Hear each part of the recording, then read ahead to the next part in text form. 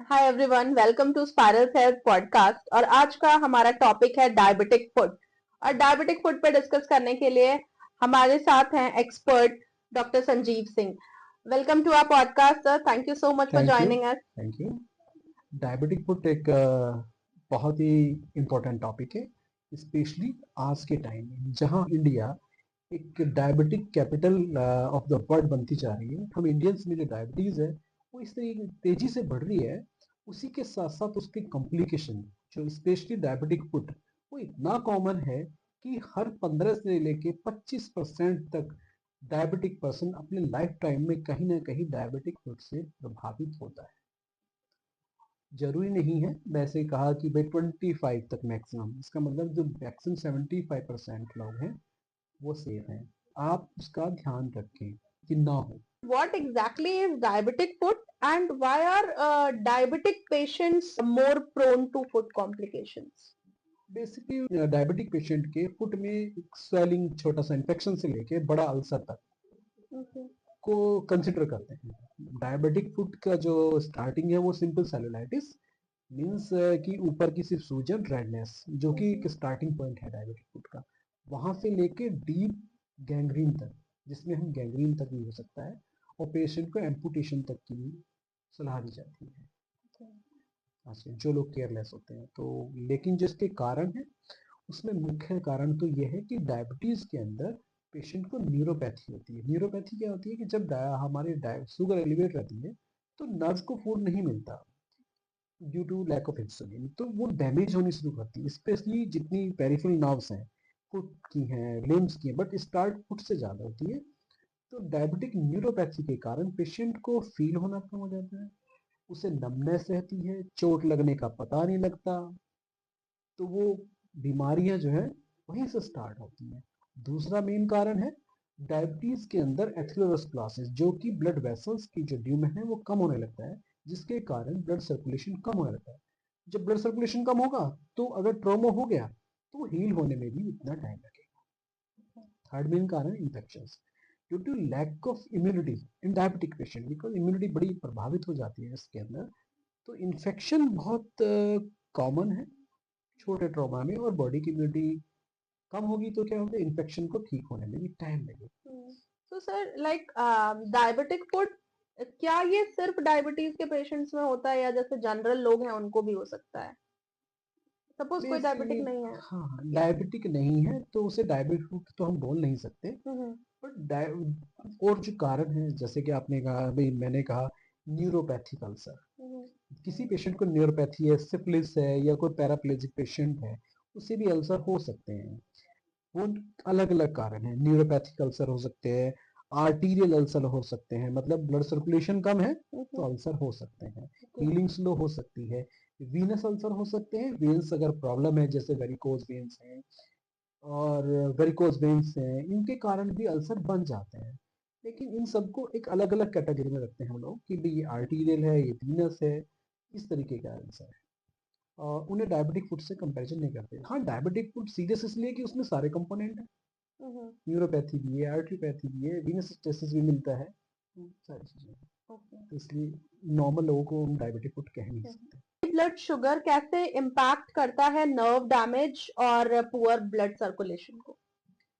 Basically जैसे हमें पता है कि हमारी बॉडी की हर सेल्स को चाहिए ग्लूकोज, हम्म। और डायबिटिक पेशेंट में होता क्या है कि हमारे जो ब्लड सेल्स को ग्लूकोज न मिलने के कारण वो क्या होगी, वो डैमेज होगी। और नर्व सबसे ज्यादा प्रभावित होती है। क्यों प्रभावित होती है? क्योंकि वो ग्लूकोज को उनका मेन कंपोनेंट है, वो उसे खाएं, उसी को से उनका चलता है सब कुछ, कि भाई हाँ नर्व ठीक रहने के लिए न्यूरोपैथी।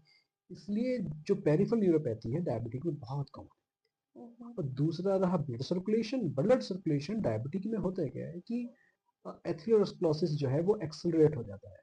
एथेरोस्क्लेरोसिस क्या होता है कि ब्लड वेसल्स जो हैं उनका ल्यूमन पतला होने लगता है ड्यू टू क्लॉटिंग, लैक बनने के कारण। वो डायबिटीज में बहुत जल्दी जाता है, या कहो कि अर्ली एजिंग जैसा सिम्टम है, जिसके कारण ब्लड सर्कुलेशन पुअर हो जाता है।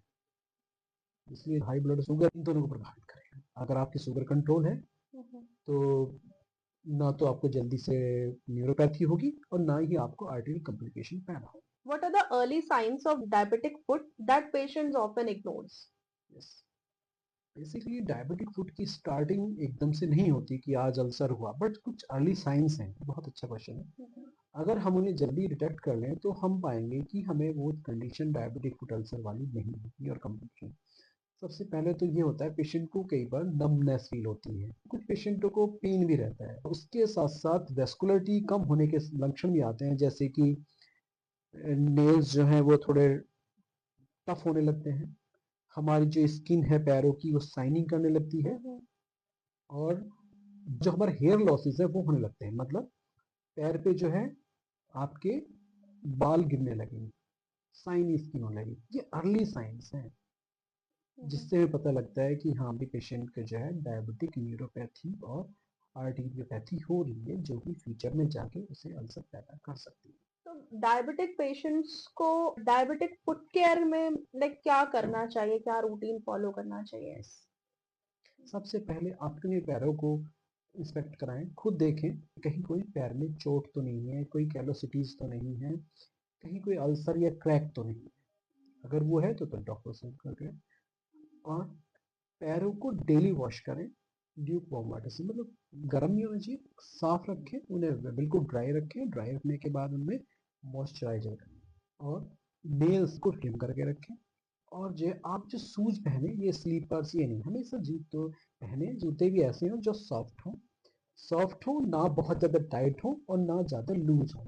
और कुछ लगता है कि भाई पैर में सूजन है या कुछ भी ऐसा लगता है, कोई रेडनेस है, कहीं ब्लिस्टर है, कोई भी प्रॉब्लम है, तो तुम डॉक्टर को दिखाओ। सो सर लाइक हमने रूटीन की बात कर ली, बट डायबिटिक फुट रिप्रेजेंट कैसे करता है खुद को? बेसिकली डायबिटिक फुट की रिप्रेजेंटेशन बहुत डिफरेंट होती है। एक स्मॉल रेडनेस से लेके वो आपका गैंग्रीन तक प्रेजेंट कर सकता है, निर्भर करता है पेशेंट डॉक्टर के पास कब आता है।